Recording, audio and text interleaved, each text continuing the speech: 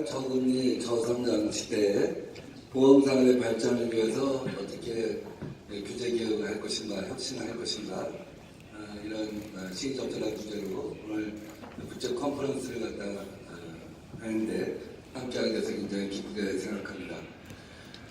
특히 이 지불 여력의 문제라고 하는 새로운 도전, 또 하나는 초위험 사회라고 하는 또 다른 도전, 이런 문제와 관련해서 재보험 이슈가 굉장히 크게 부상하고 있는 것으로 알고 있습니다.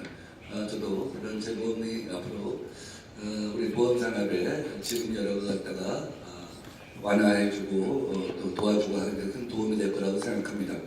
최근에 아연 전화국 사건이 있었습니다.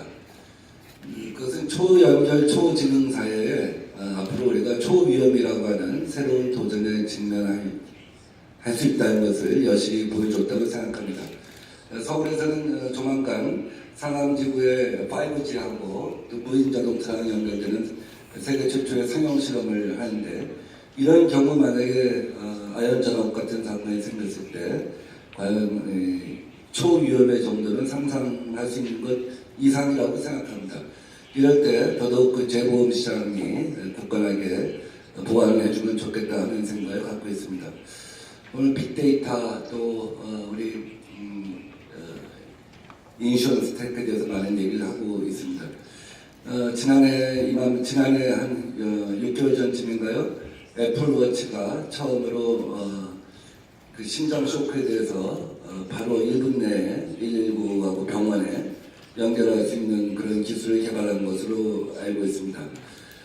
매일같이 자기 건강 정보를 자기 주치의한테 보낼 뿐만 아니라 사람이 1분 동안 멈추지 않으면 바로 그 신호를 갖다 보낼 수 있는 것이죠. 미국에서는 이 애플워치와 관련된 보험 상품을 다 판매하고 있습니다. 근데 한국에서는 지금 아마 보험회사 중에 한 군데서만 팔고 있고, 다른 데서는 웨어러블 기기를 이용하는 정도입니다. 그러나 이런 웨어러블 기기의 보급에 대해서 아직도 정착이 되지 않고 제대로 보급되지 않는 이유는 개인정보와 관련된 여러 가지 이슈가 있을 것입니다. 단순히 내가 얼마나 칼로리 소비했냐 하는 것만 보험회사가 하는 것이 아니라 개인의 이동 경로 등을 포함한 다양한 정보가 제공될 수 있기 때문에 이런 문제 이 데이터를 어떻게 이용할 것인가에 관한 사회적 합의가 전제되지 않으면 이런 앞으로 미래에 인슈런스 테크가 발전하는 데 지장이 있을 것이라고 생각합니다. 작년 10월 달에 우리나라에서는 처음으로 우리가 쓰는 스마트폰에 보이스피싱과 관련된 앱이 깔렸습니다. 그 앱은 전화가 왔을 때 1분 내에 금융 사기꾼이 전화하는 것인지를 판단해서 통보를 해주는 앱입니다.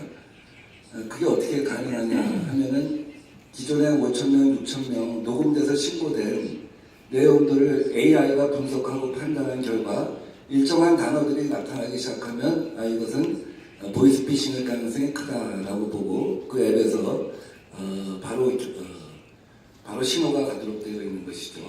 그러니까 그만큼 지금까지 신고된 한 6,000명, 7,000명의 7,000건의 빅데이터를 우리가 활용하기 때문에 그것이 가능했던 것이 아닌가 하는 생각을 갖고 있습니다.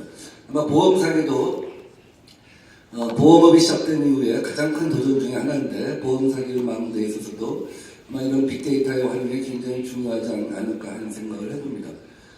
제가 오늘 아침 어떤 인터뷰를 하면서 느낀 건데, 우리나라에는 건강보험, 동물건강보험이 보급률이 2% 정도입니다. 영국이 동물건강보험 보급률이 제일 높은데 한 20% 정도 되죠. 한국에서 보급이 안 되는 이유는 식별이 안 되기 때문에 그렇습니다. 우선 식별이 안 되고, 두 번째는 수가 표준화가 안 되기 때문에 그렇습니다. 근데 식별이 되게 하려면 그 데이터가 쌓여있는 데이터를 갖다가 우리가 공유를 해야 되는데, 칩을 받아서 하는 것에 대해서는 저항이 강합니다. 근데 가령 홍채 정보를 갖고 공유할 수가 있다고 한다면 펫 인슈런스가 발달하지 않을까, 그런 것도 어떻게 보면 인슈런스 테크가 아닐까. 근데 여기는 저항이 적잖아요. 상대적으로 사람들의 개인정보는 저항이 강하지만 이 분야에서는 정말 저항이 적지 않을까 하는 생각이 듭니다. 앞으로 로봇 산업에 있어서 굉장히 많은 전망이 나오는데, 근력 로봇도 있지만 특히 케어 로봇, 고령화 사회에서 케어 로봇의 역할이 굉장히 중요하다는 생각을 많이 갖고 있습니다. 영국에서 에딘버러에 올라간 그 영국 축제에 보면은 남편이 죽으면서 자기의 모든 기억을 로봇한테 심어줍니다. 그래서 치매에 걸린 부인의 치매 정도를 완화하기 위해서 일종의 AI 스피커 역할을 하면서 상담을 갖다 계속하면서 완화를 시키는데 일종의 케어 로봇이죠. 이런 케어 로봇도 앞으로 보험 산업과 연계해서 단순히 1대1 로봇이 아니라고 한다면 거기에 저장되어 있는 로봇의 기억 데이터를 갖다가 어떻게 다양하게 활용할 것인가는 다양한 이슈가 있을 것이라고 생각합니다.